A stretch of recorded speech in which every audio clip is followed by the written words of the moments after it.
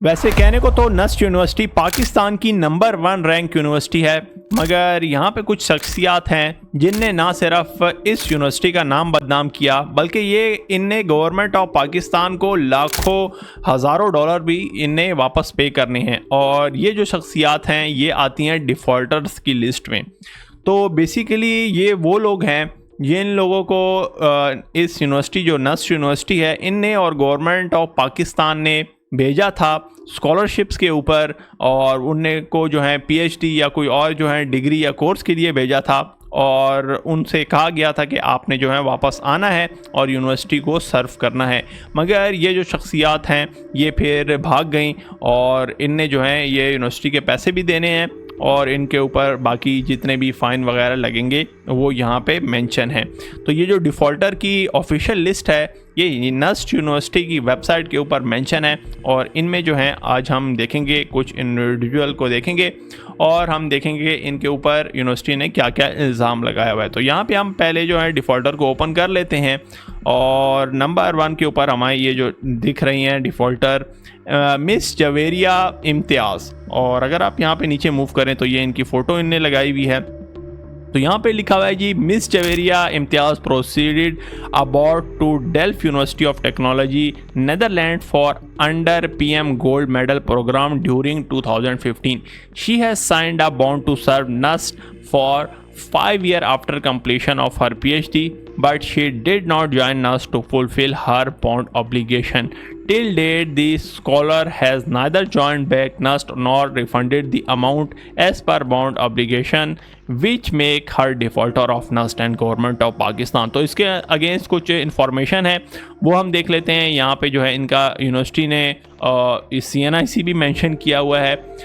वैसे इस तरह होता नहीं है कि आप किसी का CNIC वगैरह इस तरह पब्लिक पे मेंशन कर दे, मगर इनके जो ये इनके अगेंस्ट केस इतना स्ट्रॉन्ग है कि इन लोगों ने जो है इनके CNIC वगैरह भी जो हैं पब्लिक में मेंशन कर दी हैं, जो कि एक काफ़ी सीरियस सिचुएशन होती है।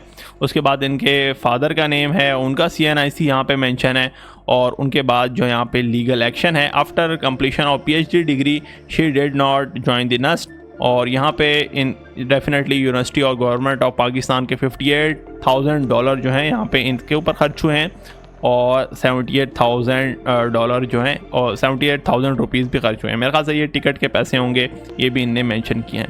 तो इनके ऊपर जो है liability as per bond 2 time ये देने हैं, मतलब यहाँ पे $1,00,000 से ज़्यादा इनने देने हैं। और उसके बाद करंट स्टेटस क्या है कि ये अभी केस जो है court of law of recovery में ये इनका कोई चल रहा है। तो ये थे हमारे एक पहले डिफ़ॉल्टर, और एक और डिफ़ॉल्टर भी मुझे यहाँ पे दिख रही हैं, और वो है उसका नाम है MS ज़ारा फजल। और ये है जी MS Zara Fazal proceeded to Radboud university Netherland for PhD in under robotics and artificial intelligence project during 2014. She has signed a bond to serve NUST for 5 years after completion of her PhD, but did not join NUST to fulfill her obligation. Till date, the scholar has neither joined back the NUST or refunded amount as per bond obligation, which make her defaulter of NUST and government of Pakistan. तो इनने भी यहाँ पे आप देखें तो जो amount है वो $47,000 इनके ऊपर स्पेंड हुई है, और $90,000 और 90,000 रुपीज़ जो हैं इनके ऊपर बाकी भी जो है अमाउंट आई थी।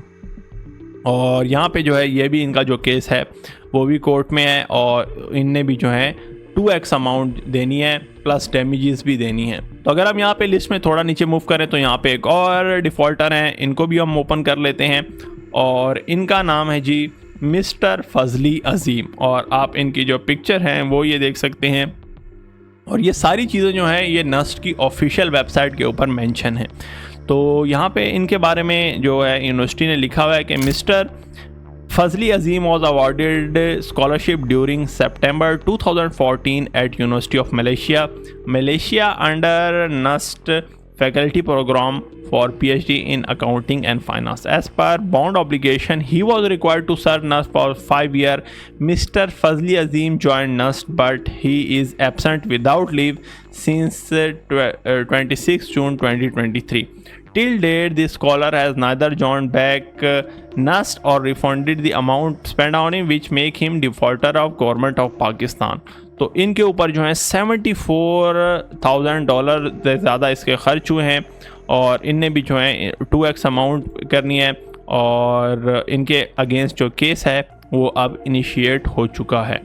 तो ये जो है कुछ शख्सियात यहाँ पे हमारे पास दिख रही हैं और ये वो सारे लोग हैं जो कि पीएचडी करने गए थे और आप यहाँ पे देखें बहुत ज़्यादा जो मेजॉरिटी हैं वो पीएचडी करने गए थे, कुछ इसमें से एमएस भी करने गए थे, वो जो हैं फिर आखिर में भाग गए और उनने जो हैं ये पैसे देने हैं गवर्नमेंट ऑफ पाकिस्तान के। तो यहाँ पे एक और डिफ़ॉल्टर हैं इमरान उल्ला ख़ान न्याज़ी और यहाँ पे अगर हम देखें तो mister Imran Ullah Khan Niazi was awarded scholarship during October 2015 for PhD in science and technology at university of technology UMT Malaysia और इनने भी जो है ये पूरी नहीं की, इनके ऊपर भी जो है $63,000 जो हैं इनके ऊपर ये खर्च हुए थे। तो कहने का मतलब है कि पाकिस्तान में आपने सुना तो होगा कि लोग कंप्लेन करते हैं कि यहाँ पे गवर्नमेंट या जो यूनिवर्सिटीज़ हैं वो ख़र्च नहीं कर रही या किसी को जो है स्कॉलरशिप पे नहीं बेच रही या यहाँ पे जो है तालीम का मेयार ख़राब है, यूनिवर्सिटियाँ अच्छी नहीं हैं।